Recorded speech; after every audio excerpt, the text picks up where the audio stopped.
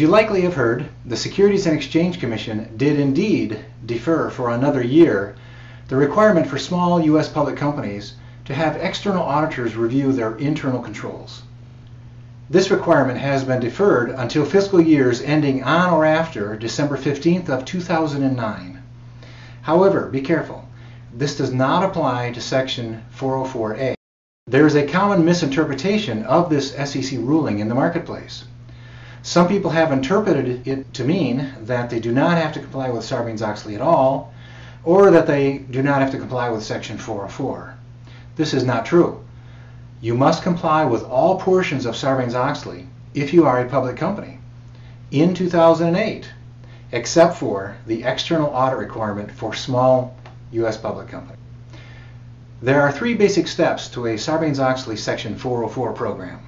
Those three sections are: step number 1, identifying financial reporting risks and controls that address them. Step number 2, you must determine if your controls work in practice. In other words, are they operating effectively? Step number 3, you must report your conclusions on overall effectiveness and report any deficiencies, specifically material weaknesses. In order to determine whether your controls are operating effectively, you must have a testing program.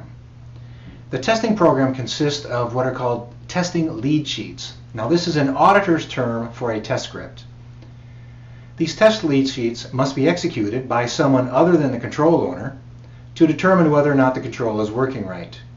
Your CEO and your CFO must certify in writing whether or not your internal controls are effective. It is now the fall of 2008. Smaller U.S. public companies only have a few months to establish their program and determine whether or not their controls are effective. Keep in mind, the SEC's deferral only applies to the external audit requirement. All other portions of Sarbanes-Oxley still apply. I am Jerry Norton for Candela Solutions. Thank you for watching.